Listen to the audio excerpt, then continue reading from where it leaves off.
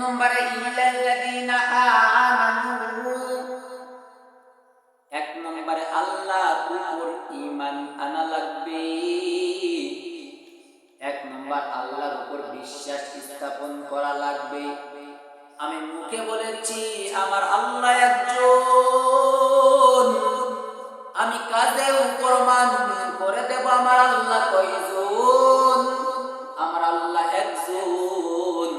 যদি আমরা মুখে বলতে পারি, যদি অন্তরে গাঁথতে পারি, যদি কাজে বাস্তবায়ন করতে পারি, তাহলে আমার দিলটা পরিষ্কার এক আল্লাহর কাছে হয়ে গেল। আর পরিষ্কার দিল নিয়ে দেখেন মানুষ কত দূর আগে যাইতে পারে। পরিষ্কার দিল নিয়ে মানুষ জান্নাত পর্যন্ত চলে যাইতে পারে। দেখেন না দুনিয়া থেকে জান্নাতের সার্টিফিকেট পাইয়া সাহাবীরা জান্নাতে চলে গেলেন। আমার নবীর আদর্শকে ফলো করে সাহাবীরা জান্নাতে চলে গেলেন। আমার নবীর সুন্নাতকে আঁকড়ে ধরে সাহাবীরা জান্নাতে চলে গেলেন। আমার আল্লাহর গোলামি করে, আল্লাহকে স্বীকৃতি দিয়ে, আল্লাহকে বিশ্বাস করে, আল্লাহর উপর ঈমান এনে দেখেন না জান্নাতে চলে গেলেন। ছোট একটি ঘটনা আপনাদের মাঝে বলতেছি বুঝার জন্য। হযরত বিল্লাল রাদিয়াল্লাহু তাআলা আনহুর নাম শুনেছেন? হযরত বিল্লাল রাদিয়াল্লাহু তাআলা আনহু অনেক রাজা ছিল না? অনেক রাজা নয়। তার বাবা রাজা ছিল না, তাও নয়। যে গোলামের ঘরের গোলাম, বাবাও গোলামি করত, ছেলেও গোলামি করে। সে অনেক সুন্দর ছিল না, এত কালো বিল্লাল, এত কালো। বিল্লালের হাতের তালুটা পর্যন্ত কালো, বিল্লালের পায়ের তালুটাও কালো, বিল্লালের পুরো বডিটাই কালো। হে মুমিন মুসলমান, আল্লাহর গোলাম কেমন করে বুঝায় বিল্লাল রাদিয়াল্লাহু তাআলা আনহু আল্লাহর কাছে এত প্রিয় কেমনে হলেন? দেখেন না, ওই বিল্লাল গোলামের ঘরের গোলাম উমাইয়া ইবনে খালফের ঘরে কাজ করত। বিল্লাল রাদিয়াল্লাহু তাআলা আনহু কাছে যখন আমার রাসূলের কালেমার দাওয়াত পৌঁছে গেছে, যখন শুনেছেন ওই মক্কার মধ্যে একজন আছেন মুহাম্মদ, ওই মুহাম্মদ এক আল্লাহর কথা বলেন, ওই মুহাম্মদ এক আল্লাহকে স্বীকার করতে বলেন, আপনি মুহাম্মাদের প্রতি ঈমান আনতে বলেন। বিল্লাল রাদিয়াল্লাহু তাআলা আনহুর কানে যখন এই আওয়াজ এসে পৌঁছায় যে ওই মুহাম্মাদের কালেমা পড়লে মানুষ নাকি জান্নাতে চলে যায়, ওই মুহাম্মাদের কালেমা পড়লে নাকি আল্লাহর আরশ আজিমের নিচে পায়। একটু কালো বিল্লাল, এত কালো, তার মনের মধ্যে এই কথাটা ধরে ফেলছে। মানুষের মুখে শুনে মুহাম্মদ পাগল, মানুষের মুখে শুনে মুহাম্মদ প্রতারক, মানুষের মুখে শুনে মুহাম্মদ জাদুকর, মানুষের মুখে বিভিন্ন রকমের বিভিন্ন কথা শোনার পরেও বিল্লাল যখন অন্তরের মধ্যে ওই নবীর প্রতি একটু মায়া আসছে, একটু ভালোবাসা আসছে, একটু আল্লাহর প্রতি ভক্তি আসছে, আল্লাহর প্রতি একটু বিশ্বাস আসছে, বিল্লাল দেখে দুনিয়ার মানুষ যারা হিন্দু, খ্রিস্টান, বৌদ্ধ, নাসারা, মুরতাদ, নাস্তিক, তারা আল্লাহকে সিজদা দেয় না। তারা 3 লক্ষের উপর দেবদেবীর সিজদা করে, গরুকেও সিজদা করে, তারা গাছকেও সিজদা করে, তারা লাশকে সিজদা করে, নিজেরা পুতুল বানিয়ে সিজদা করে, কুত্তাকে সিজদা করে, শুয়োরকে সিজদা করে, তারা যা পায় তাকেই সিজদা করে, তারা যা পায় তাকেই সিজদা করে। কিন্তু ওই মুহাম্মদ নাকি কাউকে না দেখে সিজদা করে। কাকে সিজদা দেয়? মুহাম্মাদের নাকি একজন আল্লাহ আছেন, যে আল্লাহ নাকি চাইলে সব পারেন, যে আল্লাহ নাকি জান্নাতও দিতে পারেন, জাহান্নামও দিতে পারেন, ওই আল্লাহ নাকি সম্মান বাড়াইতেও পারেন, কমাইতেও পারেন। বিল্লালের মনে এরকম একদিন নয়, 2 দিন নয়, অনেক দিন, মাসের পর মাস চলে যায়। বিল্লালের আল্লাহর প্রতি ভালোবাসা চলে আসে, আমার নবীর প্রতি মহব্বত চলে আসে। এ নবীর উম্মতের দল কেমন করে বুঝায় ওই বিল্লালের ঈমান কত, কেমন করে বুঝাই মান ওই বিল্লাল আল্লাহর কাছে কত দামি হয়ে গেলেন। ছোট একটি কথা কথা শুনেন, বিল্লাল রাদিয়াল্লাহু তাআলা আনহুর পায়ের আওয়াজ আমার নবী যখন মিরাজ ভ্রমণ করতে গিয়েছেন, তখন বিল্লাল রাদিয়াল্লাহু তাআলা আনহুর পায়ের আওয়াজ আরশ আজিমে শুনতে পেয়েছে। সুবহানাল্লাহ। এজন্য বলি না, নবীর উম্মতের দল কালো দেখে আল্লাহ আমাদের বিচার করবেন না, সুন্দর দেখে আল্লাহ আমাদের বিচার করবেন না, আমাদের কত টাকা আছে টাকা দেখে আল্লাহ বিচার করবেন না, আমি ভ্যান চালাই নাকি রিক্সা চালাই নাকি প্রাইভেট কার চালাই, আমি ইমাম, আমি মুয়াজ্জিন, আমি খাদেম, আমি মসজিদের জারুদার, আমি মসজিদের মুসল্লি, আমি গ্রামের মধ্যে এমপি, গ্রামের মধ্যে মন্ত্রী, আমি এসপি, ডিসি, আমি পুলিশ অফিসার, আমি ডিবি অফিসার, আমি এইটা সেইটা, আমার আল্লাহ এগুলা কিছু দেখবেন না। আল্লাহ পাক দেখবেন আমার আপনার কলব, আমার আপনার কলবে কি আল্লাহর মহব্বত আছে নাকি আল্লাহর মহব্বত ছাড়া, আমার আপনার কলবে কি আমার নবীর প্রতি মায়া নাকি বেঈমান ইহুদি খ্রিস্টান নাসারাদের প্রতি মায়া। দেখবে আমার নবীর প্রতি কি তোমার মহব্বত আছে, আমার নবীকে যখন কোনো কুলাঙ্গার গালি দেয় তখন কি তার বিরুদ্ধে মাঠে অ্যাকশন নিতে পারো, নাকি তুমি ওই যে কুলাঙ্গার গালি দেয় তার পক্ষে তুমি মিছিল দিয়া বেড়াও, তুমি কি আর্জেন্টিনার না ব্রাজিল সাপোর্ট করো। আমার আল্লাহ এইগুলা দেখবেন আমার আপনার কলব, আমার আপনার মহব্বত যদি থাকে আমার রাসূলের সাথে, আমার আপনার মহব্বত যদি থাকে আলেম উলামার সাথে, আমার আপনার মহব্বত যদি থাকে কোরআনের সাথে, আমার আপনার মহব্বত যদি থাকে রাসূলের হাদিসের সাথে, আমার আপনার মহব্বত যদি থাকে ভালো লোকের সাথে, সৎ লোকের সাথে, দেখবেন কাল কিয়ামতের ময়দানে আমার আল্লাহ পাক রব্বুল আলামিন আমাকে এই ভালো লোকদের সাথে জান্নাতে দিবেন। আর যদি আমার আপনার যদি মহব্বত থাকে হিন্দু, খ্রিস্টান, নাস্তিক, মুরতাদ, বেঈমান, নাসারা, যারা আমার নবীকে গালি দেয়, যারা আমার কোরআনকে গালি দেয়, যারা আমার হাদিসকে গালি দেয়, যারা আমার রাসূলের সুন্নাত নিয়ে ব্যঙ্গ করে, যারা আমার নবীর কর্মে নবুয়ত নিয়ে টানাটানি করে, তারা তাদের পক্ষ যদি হও কাল কিয়ামতের ময়দানে আমার আল্লাহ এই সব কাফেরদের সাথে তোমাকে জাহান্নামে দিবে। চিল্লা বলেন ঠিক কিনা? এজন্য বলি রে নবীর উম্মতের দল, বিল্লালের টাকা নেই, বিল্লালের গাড়ি নেই, বিল্লালের বাড়ি নেই, বিল্লালের সুন্দর পোশাক তাও নেই, বিল্লাল সুন্দর করে কথা বলতে পারে তাও না, বিল্লাল যে মানুষের সাথে অনেক সময় চায়ের আড্ডায় বসে খাওয়ায় তাও না, ওই বিল্লাল উমাইয়া ইবনে খালফের উপরে কাজ করে কানের মধ্যে যেদিন আসলো আমার নবীর কথা, তখন বিল্লাল মনে মনে পড়ে ফেললেন লা ইলাহা ইল্লাল্লাহ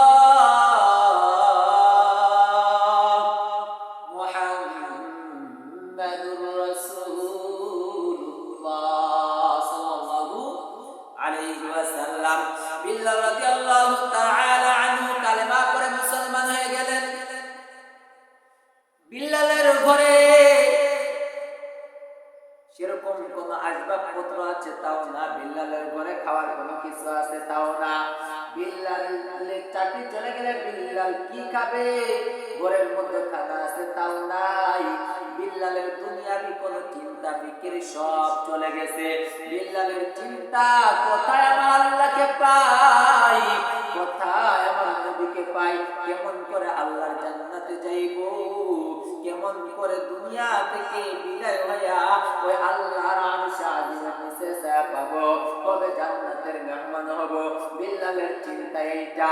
উমাইয়া ইবনে খালফের ঘরে বিলাল কাজ করে না, মুখ দিয়ে লড়ে, শুধু মুখটা ঠোঁট দুইটা লড়ে আর বলে আল্লাহ আল্লাহ আল্লাহ আল্লাহ, এরকম বলতে বলতে বলতে বিল্লাল জিকির করে। উমাইয়া ইবনে খালফ একদিন নয়, দুই দিন নয়, দেখতে দেখতে একদিন বিল্লালের কাছে আয়েশা দাঁড়াইছে। বিল্লালের কাছে আসিয়া বলে, ও বিলাল, তুমি মুখটা লাল কেন, কি বলো কি বলো, আমাকে বলো। বিল্লাল বলে, ও মালিক, আমি আমার মালিকের নাম জপি, আমি আমার মালিকের গুণগান গাই, আমি আমার মালিকের পাঠ করি সুবহানাল্লাহ। এরা নবীর উম্মতের দল। উমাইয়া ইবনে খালফ এই কথা শোনার সাথে সাথে উমাইয়া ইবনে খালফের মনের মধ্যে অনেক ভালো লাগতেছে। কিরে, আমি উমাইয়া ইবনে খালফের নাম তো পৃথিবীর কেউ নেই না, আমার নাম তো কেউ জপেও না, আমার নাম শুনলে মানুষ থুতু ফেলে, আমার নাম শুনলে মানুষ ঘৃণায় যেখানে দাঁড়ায় থাকি চলিয়া যায়। কিন্তু এই বিল্লাল আমার ঘরের কর্মচারী হইয়া, আমার ঘরের গোলাম হইয়া, এই বিল্লাল আমার নাম জপতেছে। কত মজা, কত মজা, আমি কতই না দামি। অহংকার মনের মধ্যে চলে আসছে। বিল্লালের কাছে বলে, ও বিল্লাল, তুমি আরেকটু বেশি বেশি আমার নাম জপ, তোমার মাইনে বাড়ায়া দেব, তোমার নতুন কাপড় দিব, তোমাকে গাড়ি দেব, তোমাকে বাড়ি দিব, তোমাকে অর্থ সম্পদ দিয়া দিব। ও বিল্লাল, শুধু আমার নাম জপ, আমার নাম জপ। বিল্লাল রাদিয়াল্লাহু তাআলা আনহু বলেন, ও দুনিয়ার মালিক, আপনি আমার, আমি আপনার নাম জপি না, আপনার নাম জপি না, আমি তো জপি যে আল্লাহ আমাকে বানিয়েছে, যে আল্লাহ আমাকে গোলাম বানিয়েছেন, যে আল্লাহ আমাকে রিজিক দেন, যে আল্লাহ আমার হায়াতের মালিক, যে আল্লাহ আমার মৌতের মালিক, যে আল্লাহ আমার ভালো মন্দের মালিক, যে আল্লাহ আমার তাকদীরের মালিক। আমি তো ওই আল্লাহর নাম জপি, আমি আপনার নাম জপি না। আল্লাহু আকবার। ইমানের মনে বিল্লালের অন্তরে আল্লাহর ভয়, কিন্তু দুনিয়ার মালিকের কোনো ভয় বিল্লালের অন্তরে নাই। উমাইয়া ইবনে খালফের কোনো ভয় অন্তরে নাই। উমাইয়া ইবনে খালফ বলেন, ও বিল্লাল, তুমি কালেমা ছেড়ে দাও, কালেমা পড়েছো নাকি? বলে, হ্যাঁ হ্যাঁ কালেমা পড়েছি। বলে, কালেমা কোথায় শুনলে? বলে, মানুষের কানে শুনেছি, মানুষের কাছে শুনেছি যে মুহাম্মাদের কালেমা পড়লে নাকি মানুষ মুসলমান হয়ে যায়, আর মুসলমান হয়ে গেলে নাকি আল্লাহ প্রিয় বান্দা হয়ে যায়, আর প্রিয় বান্দা হয়ে গেলে নাকি সে আল্লাহর জান্নাতে চলে যায়। উমাইয়া ইবনে খালফ এই কথা শোনার পরে বলে, তো এই মুহাম্মাদের যারাই তো বাঁচা যায় না, এই কালেমাটা আমার ঘরের গোলামের ঘরেও পৌঁছায় দিয়েছে, গোলামের কানেও পৌঁছায় দিয়েছে, বিলাল তো মুসলমান হয়ে গেছে, এখন কি করা যায়? উমাইয়া ইবনে খালফ কিছু লোকদেরকে জড়ো করিয়া, যারা এমপি মন্ত্রী, তাদেরকে ভালো মানের লোকদেরকে ডাক দিয়া বলেন, আমার ঘরের বিলাল তো মুসলমান হয়ে গেছে, শুধু আল্লাহর নাম জপে, শুধু মুহাম্মাদের নাম জপে, শুধু কালেমা পড়ে, সুবহানাল্লাহ, আলহামদুলিল্লাহ, আল্লাহু আকবার, লা ইলাহা ইল্লাল্লাহ, এইগুলা পাঠ করে কি করা যায়, কি করা যায়? তখন ওই সমস্ত কাফের, বেঈমান, নাস্তিক, মুরতাদেরা বলল, বিল্লালকে এমনি শাস্তি দিলে হবে না, বিল্লালকে মক্কার মধ্যে ওই মরুভূমিতে নিয়ে যাওয়া লাগবে, মরুভূমিতে যাইয়া আশপাশে এলান করে দাও, আশপাশের মানুষদেরকে জড়ো করো, ডাক দাও, ডাক দাও, ডাক দিয়ে সমস্ত মানুষদেরকে জড়ো কইরা বলো, যারা মুহাম্মাদের কালেমা পড়বে তাদেরকে এরকম শাস্তি দেওয়া হবে, তাদেরকে এরকম অত্যাচার করা হবে, তাদেরকে এরকম জুলুম করা হবে, তাদেরকে এরকম নির্যাতন নিপীড়ন করা হবে, তাদেরকে আর বাঁচিয়ে রাখা যাবে না। এরকম আশপাশে সমস্ত মক্কার মধ্যে সারা দিয়েছেন। বিল্লাল কালেমা পড়ার কারণে বিল্লালকে হত্যা করা হবে, বিল্লালকে শাস্তি দেওয়া হবে। আশপাশের মানুষ জড়ো হয়ে গেছে, তারিখ দিয়ে দিছে, এই তারিখে এমন সময়, এই কয় ঘন্টায়, এই কয় মিনিটে সমস্ত মানুষ চারপাশে জড়ো হয়ে গেছে। জড়ো হইয়া বিল্লালকে ওই মরুভূমির উত্তপ্ত গরম বালু, যেখানে খালি পায়ে দাঁড়ানো যায় না, ওইখানে বিল্লালের গায়ে যে কাপড়টা ছিল, কাপড়টা খুইলা রে মুসলমান, কাপড়টা খুইলা ওই মরুভূমির মধ্যে বিল্লালকে শুয়া দিয়েছে, বিল্লালকে শুয়া দিয়েছে। বিল্লালের গায়ে কোনো কাপড় নাই। আমরাও মুসলমান, সাহাবীরাও তো মুসলমান, আমরাও নবীর উম্মত, সাহাবীরাও নবীর উম্মত। আমার নবীর প্রতি সাহাবীদের কত ভালোবাসা, কত মায়া, কত মহব্বত। জীবন পর্যন্ত দিয়া দিতেছেন, আল্লাহকে বিশ্বাস করে নিজের জীবনটা দিয়ে দিতেছেন, তবু একবারও আসতে বলতেছে না আল্লাহ। ওই মরুভূমির মধ্যে বিল্লালকে শোয়া দিয়েছেন, হাতে রশি, পায়ে রশি, গলার মধ্যে রশি দিয়া কাফেরদের ছেলেদের হাতে রশিটা দিয়ে দিয়েছেন। ওই কাফের বেঈমানেরা বিল্লালের গলায় রশি বেঁধে বেঁধে টানতেছেন মরুভূমির মধ্য দিয়া, উত্তপ্ত বালুর উপর দিয়া। বিল্লালের পিঠের চামড়া গলিয়া গলিয়া গলে গলে পড়তেছে, হাদিসের মধ্যে এসেছে। শুধু তাই নয়, বিল্লালকে ওই মরুভূমির মধ্যে রাখিয়া বুকের উপর বড় পাথর 4-5 জন ধরে বুকের উপর দিয়েছে। বিল্লালের জিহ্বা বের হয়ে গেছে, বিল্লাল তবু আস্তে বলে নাই আল্লাহ। বিল্লাল তখন জোরে জোরে বলতেছে আল্লাহ। বিল্লাল জোরে জোরে বলতেছে আল্লাহ। বিল্লাল জোরে জোরে বলতেছে আল্লাহ। ওই রাস্তা দিয়ে হযরত আবু বকর রাদিয়াল্লাহু তাআলা আনহু যাইতেছেন। যাওয়ার পরে দেখে বিল্লালকে এরকম শাস্তি দেওয়া হয়। বিল্লালের কাছে আবু বকর যা বলে, ও বিল্লাল, তোমার শাস্তি তো আমি সহ্য করতে পারি না, তুমি একটু আল্লাহর নাম আসতে দাও, আল্লাহর নামে একটু আসতে দাও, তোমার শাস্তি মায়া দিবে।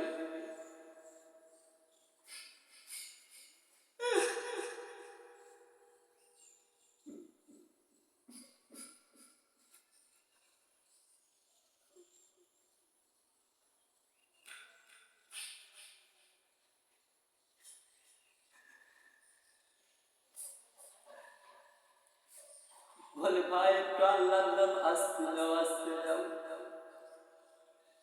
বিল্লালের জবানে কি কথা! বিল্লাল বলে, ও আবু বকর ভাই,